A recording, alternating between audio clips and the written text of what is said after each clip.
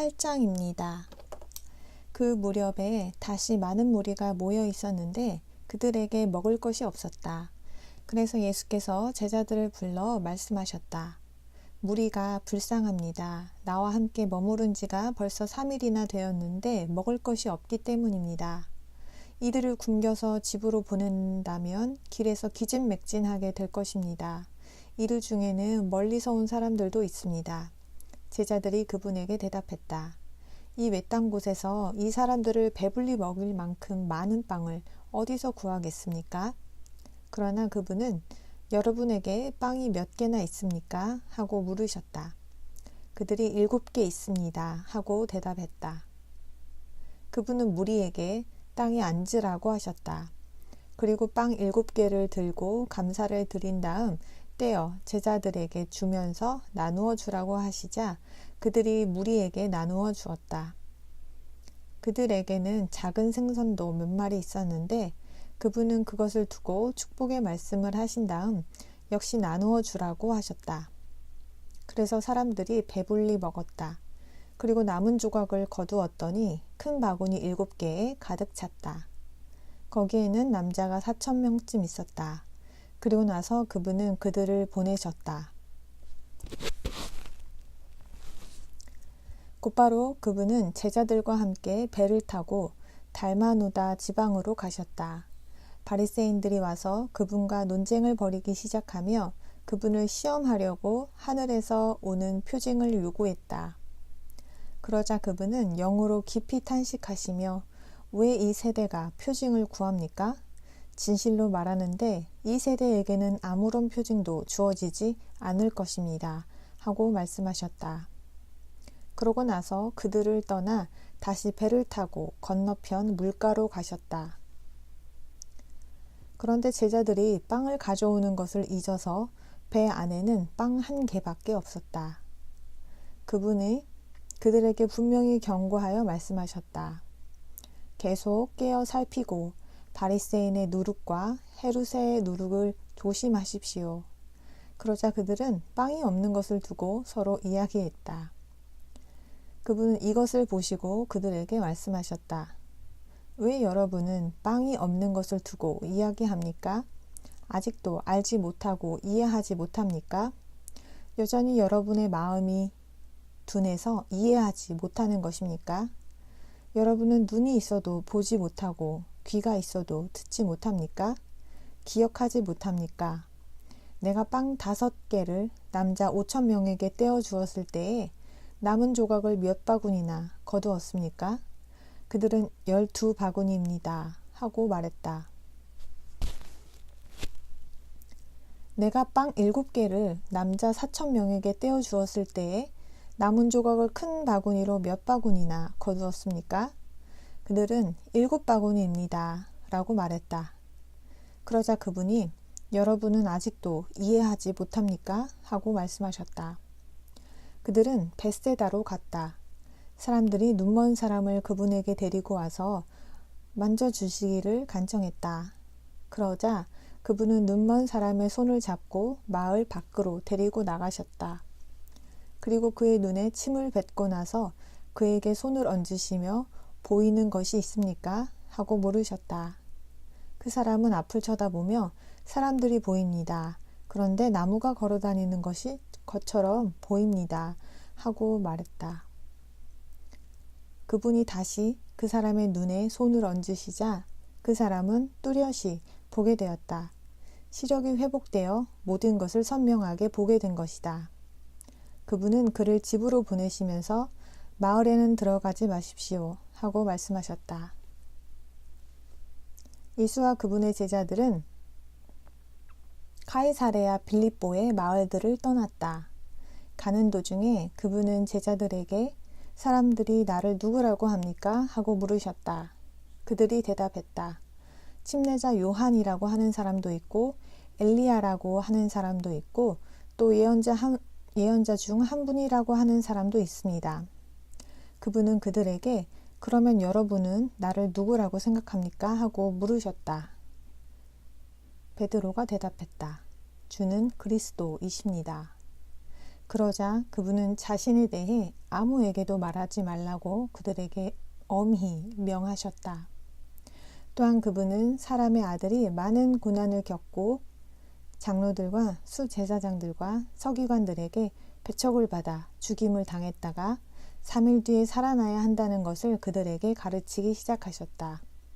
그분은 드러내놓고 그 말씀을 하셨다. 그러자 베드로가 그분을 따로 모시고 나가 나무라기 시작했다. 그러나 그분은 돌아서서 제자들을 보시고 베드로를 꾸짖으며 말씀하셨다. 사탄, 내 뒤로 물러나시오. 당신은 하느님의 생각이 아니라 사람의 생각을 하기 때문이요. 그분은 무리를 제자들과 함께 부르고 말씀하셨다. 누구든지 나를 따라오려면 자기를 부인하고 자기 형주를 지고 계속 나를 따르십시오. 누구든지 자기 목숨을 구하는 사람은 그것을 잃을 것이고 나와 좋은 소식을 위해 자기 목숨을 잃는 사람은 그것을 구할 것입니다. 사실 사람이 온 세상을 얻고도 자기 목숨을 잃으면 무슨 소용이 있겠습니까? 사람이 자기 목숨을 과연 무엇과 바꾸겠습니까? 누구든지 이 간음하고 죄 많은 세대에서 나와 내 말을 부끄럽게 여기면 사람의 아들도 아버지의 영광 중에 거룩한 천사들과 함께 올 때에 그를 부끄럽게 여길 것입니다. 9장입니다. 예수께서 또 그들에게 말씀하셨다. 진실로 여러분에게 말하는데 여기 서 있는 사람 중에 얼마는 죽기 전에 하느님의 왕국이 권능을 가지고 이미 온 것을 틀림없이 보게 될 것입니다. 6일 뒤에 예수께서는 베드로와 야고보와 요한을 따로 데리고 높은 산에 올라가셨다. 그분은 그들 앞에서 변형되셨는데 그분의 겉옷은 세상의 어떤 사람도 더 희게 빨 수 없을 만큼 새하얗게 빛났다. 또한 엘리야가 모세와 함께 그들 앞에 나타나서 예수와 이야기를 나누었다. 그때에 베드로가 예수께 말했다. 랍비, 우리가 여기 있어서 좋습니다. 우리가 천막 셋을 하나는 선생님을 위해, 하나는 모세를 위해, 하나는 엘리야를 위해 세우게 해 주십시오. 사실 그는 무슨 말을 해야 할지 몰랐다. 그들이 몹시 두려워했던 것이다. 그러자 구름이 일어 그들을 덮었으며 구름 속에서 이는 사랑하는 내 아들이다. 그의 말을 잘 들어라 하는 음성이 들려왔다. 그 순간 그들이 주위를 둘러보았으나 예수 외에는 그들 곁에 더 이상 아무도 보이지 않았다. 그들이 산에서 내려올 때에 그분은 사람의 아들이 죽은 사람들 가운데서 살아날 때까지는 그들이 본 것을 아무에게도 이야기하지 말라고 엄히 명하셨다. 그들은 그 말씀을 마음에 간직했지만 그분이 죽은 사람들 가운데서 살아난다는 것이 무슨 뜻일까 하고 서로 이야기했다. 그리고 그분에게 왜 서기관들은 엘리야가 먼저 와야 한다고 말합니까? 하고 물었다. 그분이 그들에게 말씀하셨다. 참으로 엘리야가 먼저 와서 모든 것을 회복시킵니다. 그런데 사람의 아들이 많은 고난을 겪고 멸시를 받을 것이라고 기록되어 있는 것은 어찌된 일입니까? 여러분에게 말하는데 사실 엘리야에 관해 기록된 대로 그가 이미 왔지만 사람들은 그를 자기들 마음대로 대했습니다. 그들이 다른 제자들에게 와서 보니 제자들이 많은 무리에 둘러싸여 서기관들과 논쟁하고 있었다. 모든 무리가 그분을 보자 몹시 놀라며 달려와 인사했다. 그래서 그분이 그들에게 무슨 일로 그들과 논쟁하고 있습니까? 하고 물으셨다. 그러자 무리 가운데 한 사람이 그분에게 대답했다. 선생님, 제 아들이 말 못하게 하는 영이 들려서 선생님에게 데려왔습니다. 어디서든 그 영이 아이를 사로잡으면 땅에 쓰러뜨립니다. 그러면 아이는 입에 거품을 물고 이를 갈며 기운을 잃습니다. 그래서 선생님의 제자들에게 영을 쫓아내 달라고 했지만 그렇게 하지 못했습니다. 그러자 그분이 그들에게 말씀하셨다. 믿음이 없는 세대여, 내가 언제까지 여러분과 함께 있어야 합니까? 언제까지 여러분에 대해 참아야 합니까? 그를 내게 데려오십시오. 그래서 그들은 아이를 그분에게 데려왔다. 그 영은 그분을 보자 즉시 아이에게 경련을 일으켰고 아이는 땅에 쓰러져 입에 거품을 물고 계속 뒹굴었다. 예수께서는 아이의 아버지에게 이 아이가 언제부터 이렇게 되었습니까? 하고 물으셨다. 그가 대답했다. 어릴 적부터입니다. 영이 자주 아이를 불 속에도 던지고 물 속에도 던져서 죽이려고 했습니다. 하실 수만 있다면 우리를 불쌍히 여겨 도와주십시오. 예수께서 그에게 말씀하셨다. 할 수만 있다면이라니요. 믿는 사람에게는 모든 것이 가능합니다. 즉시 아이의 아버지는 제가 믿습니다. 제가 믿음이 부족하니 도와주십시오. 하고 외쳤다. 그때 예수께서는 무리가 몰려오는 것을 보시고 더러운 영을 꾸짖으며 말씀하셨다. 말하지도 듣지도 못하게 하는 영아, 내게 명령하는데 그 아이에게서 나오고 다시는 그에게 들어가지 마라. 그러자 영이 소리를 지르며 아이에게 여러 번 경련을 일으킨 뒤 나갔다. 아이가 죽은 것처럼 보이자 많은 사람이 아이가 죽었다 하고 말했다. 그러나 예수께서 아이의 손을 잡아 일으키시자 아이가 일어섰다.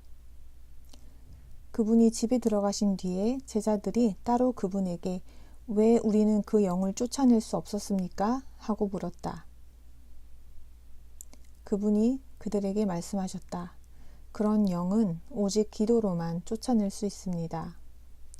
그들이 그곳을 떠나 갈릴리를 지나가게 되었는데 그분은 그것이 누구에게도 알려지는 것을 원하지 않으셨다. 그분이 제자들을 가르치면서 이렇게 말씀하셨던 것이다. 사람의 아들은 배반당하여 사람들의 손에 넘겨져 그들에게 죽임을 당할 것입니다. 그러나 그는 죽임을 당했다가 3일 뒤에 살아날 것입니다. 하지만 그들은 그분의 말씀을 이해하지 못했고 그분에게 묻기를 두려워했다. 그들이 가버나움으로 갔다. 그분은 집에 계실 때에 그들에게 길에서 무슨 일로 논쟁했습니까? 하고 물으셨다. 그들은 잠자코 있었다. 길에서 누가 더 큰지를 놓고 서로 논쟁했기 때문이다. 그분은 앉으신 다음 12제자를 불러 말씀하셨다. 누구든지 첫째가 되고자 하면 모든 사람의 마지막이 되어 모두를 섬기는 사람이 되어야 합니다. 그리고 어린아이 하나를 데려와 그를 가운데 세우고 팔로 안으며 그들에게 말씀하셨다. 누구든지 내 이름으로 이런 어린아이 하나를 받아들이는 사람은 나도 받아들이는 것입니다. 그리고 누구든지 나를 받아들이는 사람은 나뿐만 아니라 나를 보내신 분도 받아들이는 것입니다. 요한이 그분에게 말했다. 선생님, 어떤 사람이 선생님의 이름을 사용하여 악귀를 쫓아내는 것을 우리가 보았습니다. 그런데 우리를 따르는 사람이 아니라서 그가 그렇게 하지 못하게 막으려고 했습니다. 예수께서 말씀하셨다. 막으려고 하지 마십시오. 내 이름으로 기적을 행하고 나서 곧바로 나에 대해 나쁘게 말할 사람은 없습니다. 누구든지 우리를 반대하지 않는 사람은 우리를 지지하는 사람입니다. 누구든지 여러분이 그리스도에게 속해 있다는 이유로 여러분에게 물 한 잔을 주어 마시게 하는 사람은 진실로 여러분에게 말하는데 결코 자기의 상을 잃지 않을 것입니다. 그러나 누구든지 나를 믿는 이 작은 이들 중 하나라도 걸려 넘어지게 하는 사람은 연자 맷돌이 목에 달린 채 바다에 던져지는 편이 나을 것입니다. 만일 당신의 손이 당신을 걸려 넘어지게 한다면 그것을 잘라 버리십시오. 두 손을 가지고 게헨나 곧 꺼지지 않는 불에 들어가는 것보다 불구자로 생명에 들어가는 것이 더 낫습니다. 당신의 발이 당신을 걸려 넘어지게 한다면 그것을 잘라버리십시오. 두 발을 가지고 게헨나에 던져지는 것보다 저는 사람으로 생명이 들어가는 것이 더 낫습니다. 당신의 눈이 당신을 걸려 넘어지게 한다면 그것을 던져버리십시오. 두 눈을 가지고 게헨나에 던져지는 것보다 한 눈을 가지고 하느님의 왕국에 들어가는 것이 더 낫습니다. 게헨나에서는 구더기도 죽지 않고 불도 꺼지지 않습니다. 소금을 뿌리듯 모두에게 불이 쏟아질 것입니다. 소금은 좋은 것입니다. 그러나 소금이 짠맛을 잃으면 무엇으로 그것을 짜게 하겠습니까? 여러분 속에 소금을 두고 서로 평화롭게 지내십시오.